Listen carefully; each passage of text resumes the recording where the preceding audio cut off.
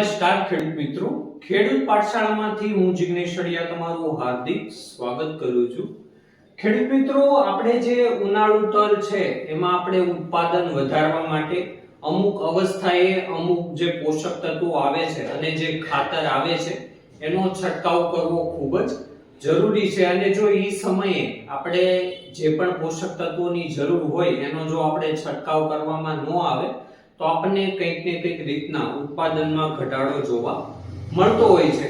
તો એવી જ રીતના ખેડૂત મિત્રો, આજે આપણે વાત કરવાના છીએ કે ભાઈ તલમાં જ્યારે દાણા બેસવાની અને દાણા ભરાવાની અવસ્થા હોય ત્યારે આપણે કયા કયા પોષક તત્વોની જરૂર પડતી હોય છે અને એના માટે આપણે કયા કયા ખાતરનો છંટકાવ કરવો જોઈએ। તો ખેડૂત મિત્રો, આ અવસ્થાએ આપણે ત્રણ પોષક તત્વોની સૌથી વધારે પ્રમાણમાં જરૂર રહેતી હોય છે। એક તો છે પોટાશ, બીજું છે સલ્ફર અને ત્રીજું છે બોરોન। તો ખેડૂત મિત્રો, હવે આપણે વાત કરશું કે ભાઈ આ જ તત્વની સૌથી વધારે પ્રમાણમાં જ્યારે દાણા ભરાવાની અને બેસવાની અવસ્થા હોય ત્યારે કેમ પડે છે। તો ખેડૂત મિત્રો, સૌથી પહેલા છે પોટાશ। તો પોટાશ જો આપણે દાણા ભરાવાની અને બેસવાની અવસ્થામાં આપવામાં આવે તો એ જે પ્રકાશ સંશ્લેષણ, જે પાનમાં પ્રકાશ સંશ્લેષણ થતું હોય એનું પ્રમાણ વધારે છે, એટલા માટે વધારેમાં વધારે ખોરાક બને છે। અને બીજું એનું મુખ્ય કામ એ છે કે છોડમાં જે પણ ખોરાક બને છે,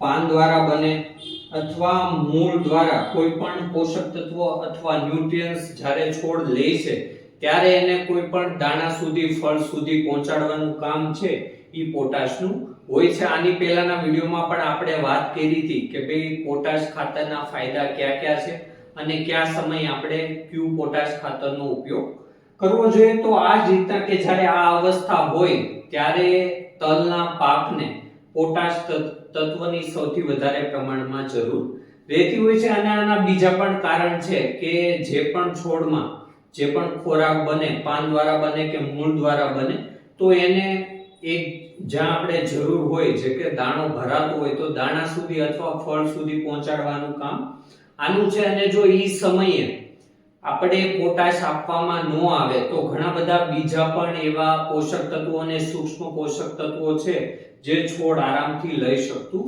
નથી। એવામાં આપણે વાત કરીએ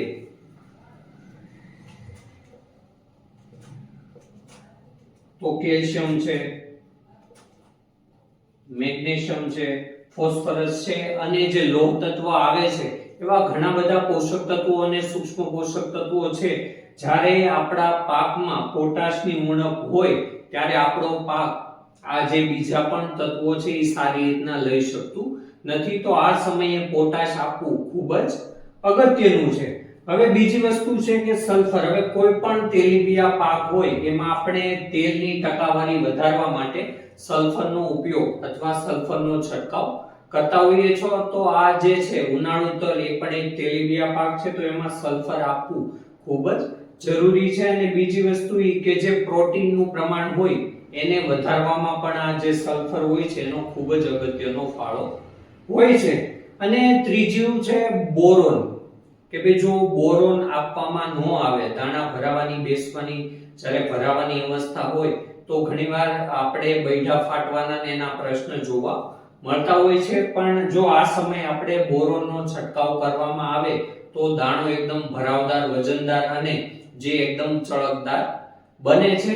તો ખેડૂત મિત્રો, આ અવસ્થાએ આ જે ત્રણેય પોષક તત્વો અને સૂક્ષ્મ પોષક તત્વો છે એની આપણે તલમાં સૌથી વધારે પ્રમાણમાં જરૂર રહેતી હોય છે। તો હવે આપણે એ વાત કરીશું કે ભાઈ આના માટે આપણે આ ત્રણેય પોષક તત્વો અને સૂક્ષ્મ પોષક તત્વો માટે આપણે કયા ખાતરનો છંટકાવ કરવો જોઈએ। તો એમાં પહેલું છે 0050 કે જે પોટેશિયમ સલ્ફેટ છે। તો આમાં તમને 50% પોટાશનું પ્રમાણ તો જોવા મળે જ છે, પણ એની સાથે સાથે 17 થી 18%, 17.5 મતલબ 17 થી 18% તમને સલ્ફરનું પ્રમાણ પણ જોવા મળે છે। અને આ ટોટલી વોટર સોલ્યુબલ ખાતર છે એટલે કે પાણી દ્રાવ્ય ખાતર છે. જો આ આપણે આપવામાં આવે, આનો છંટકાવ કરવામાં આવે તો આપણે આની બંનેની ઉણપ અથવા છોડને જે જરૂર હોય એવા પોટાશ અને સલ્ફર બંને આપી શકીએ છીએ. અને આજે આપણે બોરોનની વાત કરીએ તો બોરોન જે